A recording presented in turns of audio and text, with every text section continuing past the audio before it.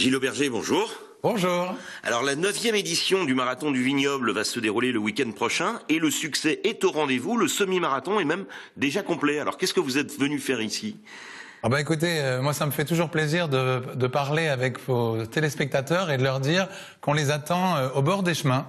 Sachez qu'on n'a jamais assez de public, donc les coureurs seraient ravis d'être encouragés. Venez massivement dans les 17 villages que nous allons traverser. Et puis suivez de près, c'est une course qui est très belle, qui est très intéressante aussi pour les touristes et pour les Alsaciens qui redécouvrent leur vignoble et des tas de paysages qu'on n'estimait plus, qu'on croit connaître mais qu'on ne connaît pas toujours. Alors c'est un succès sportif mais aussi un succès populaire. On lit souvent sur les réseaux sociaux que c'est le plus sympa des marathons français. Comment avez-vous réussi ce tour de force ? On l'a fait avec l'aide d'un complice. Vous savez, c'est le marathon du Médoc qui était bien avant nous. Il a 25 ans, nous, en fait, nous 10 ans l'année prochaine. Donc le marathon du Médoc, c'est le marathon le plus long du monde. Parce que vous voyez, il y a un arrêt dégustation tous les 3,5 km et on peut imaginer qu'après 12 arrêts gastroviniques, eh bien, les coureurs peuvent être un tant soit peu éméchés et courir un peu de travers.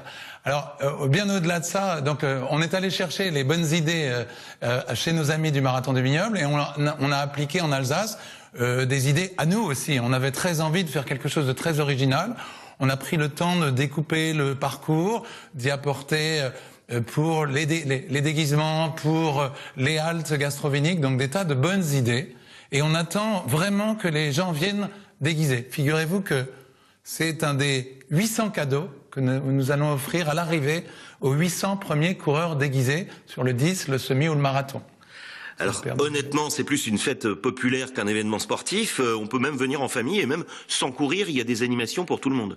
Oui, alors le samedi après-midi, vous savez qu'on attend plus de 800 enfants. Il y a des courses pour les enfants nés en 2009, 2008, 2007 jusqu'à 1998. Les courses sont payantes, vous pouvez vous inscrire sur internet ou sur place, c'est 3 €, mais elles sont magnifiquement récompensées de cadeaux, d'un grand goûter anniversaire, d'un grand goûter, et de tas de surprises. Et puis le dimanche matin, à partir de 8h30, et pendant 2 heures, vous pouvez venir faire la marche pour la dot. Pour le don d'organes, sachez qu'il y a 2 marches, une marche de 4 km, une marche de 7 km, vous venez en famille, vous venez avec la joie, la bonne humeur, et vous marchez à votre rythme. Il y aura aussi des haltes gastroviniques, notamment sur le 7 km. Alors dernier point, ce marathon participe à la promotion de l'Alsace, mais aussi de ses vins. On évoque un durcissement de la loi E20. Est-ce que ça pourrait mettre en danger un marathon comme le vôtre et ses étapes gastroviniques ? Écoutez, on fait toujours très attention de bien dire à nos coureurs, venez préparer. Donc ne venez pas faire un marathon à la dernière minute. Prenez le temps de préparer votre marathon parce que s'il fait chaud, le corps est rudement mis à l'épreuve. Et plutôt que d'aller au-delà, si vous devez abandonner, abandonnez avant de partir ou abandonnez en chemin. Et il en est de même pour l'alcool, surtout consommer avec modération.